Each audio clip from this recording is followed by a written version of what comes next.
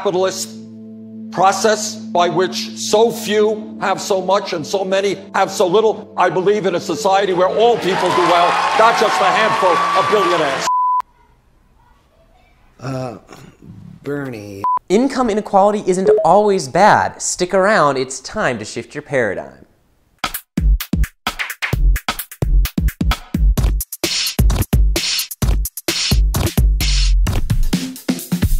Hello everybody and welcome to a brand new episode of Paradigm Shift. My name is Austin and okay, real quick before we even get started, let's clear up a little issue from the last video, which the link is right here. College education is free. Well, not really free. Let's just hold on, Bernie. So thank you everyone for making the observation that Germany is not actually part of Scandinavia. Honestly, I really did think it was. It wasn't until afterwards when I did the research that only Sweden, Denmark, Norway, and sometimes Finland and Iceland are the real Scandinavia. To be honest, taxes in these countries are all still pretty high. Norway's the lowest and it's at 37%. Okay, now that we've said that, on to this week's video.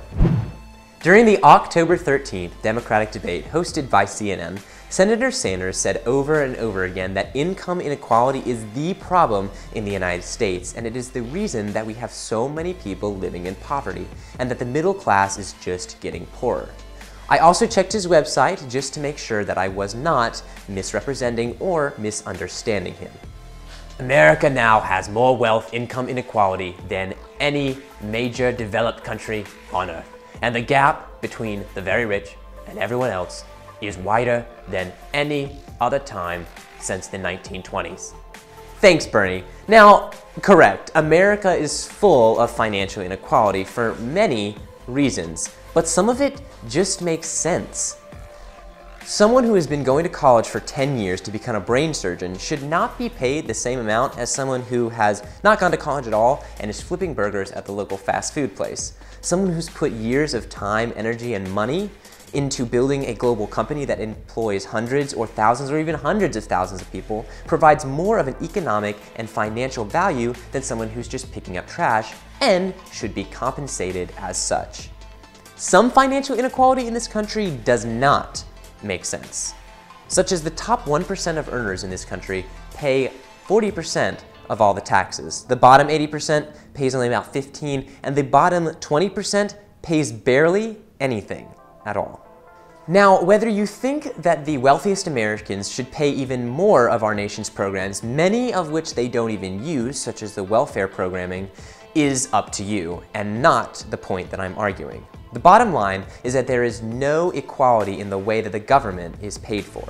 So when it comes to comparing the United States to other developed nations, Bernie is right, there's more inequality there. Now, while the United States does not have the biggest population in the world, we do have the highest population of millionaires and billionaires, and we can thank these folks for giving $80 billion to charity last year, while people making under $100,000 in the United States only gave about $57 billion. The United States is tied with Myanmar for the most charitable country in the world, but when it comes to just raw dollar amounts, the United States gives more money than any other country. There is even more inequality when we talk about the way poverty is defined between countries. Now, when we think of poverty, we think of something like this, and this is how we define poverty in Haiti. But when we define poverty here in the United States, there is no equality there.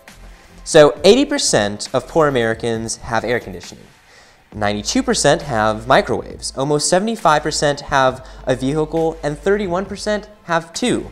And 96% of poor Americans said their children were not hungry at any time simply because they could not afford food, according to the U.S. Department of Agriculture. So the poor in this country share very little equality with the poor in other nations like Haiti and parts of Africa.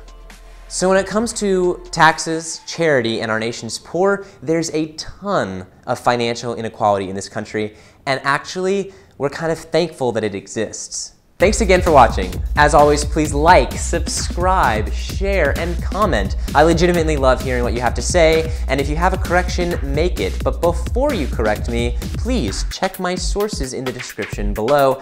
That is where I get all my information from. We hope we shifted your paradigm. To say, and so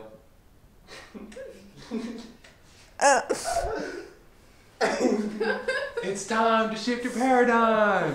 Yay!